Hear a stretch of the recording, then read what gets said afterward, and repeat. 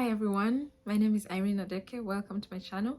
I'm a Ugandan living in Germany. I've been here for 2 years now, and today I would like to share with you how I learned German, how my German language journey started.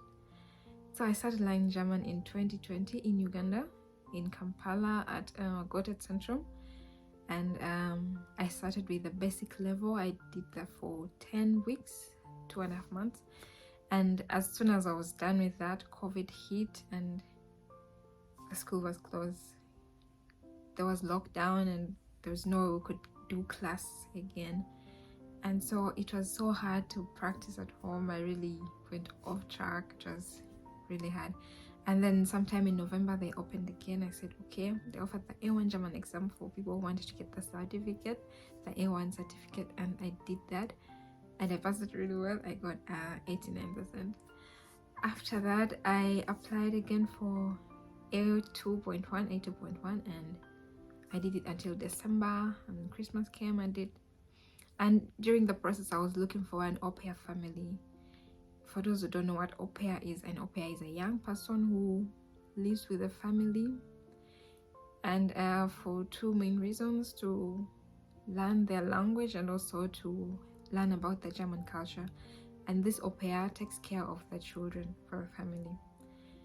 And so I was looking for an au pair family here in Germany, and then in January, around the end of January 2021, I got one, and then I applied for my visa. I got my visa. During that time, I was doing A2.2 still online in Kampala, and I did it until end of March when I was already here in Germany.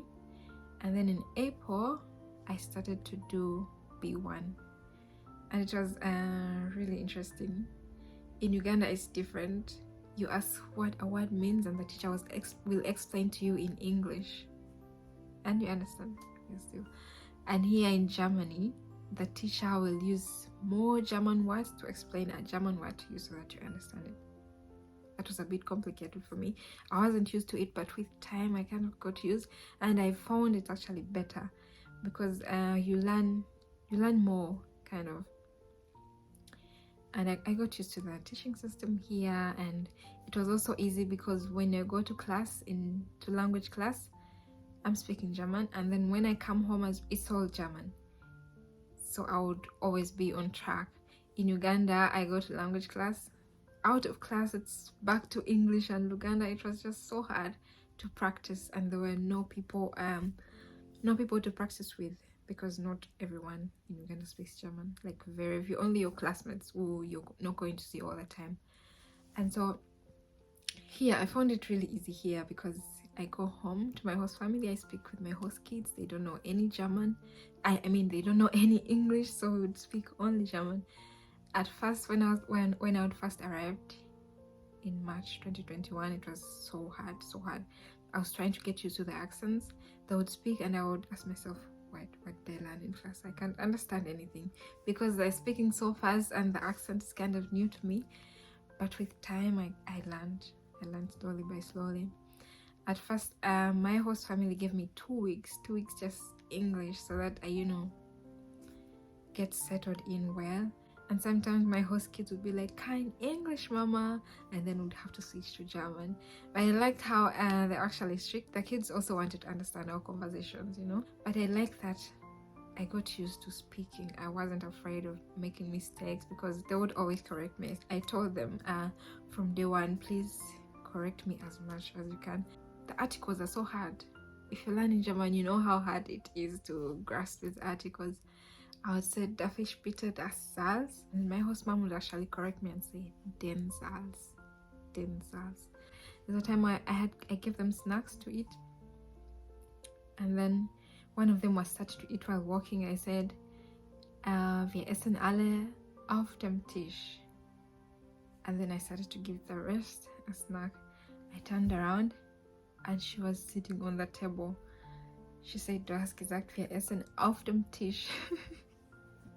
And then she told me it's actually not auf dem Tisch, but am Tisch. And I'll never forget this preposition.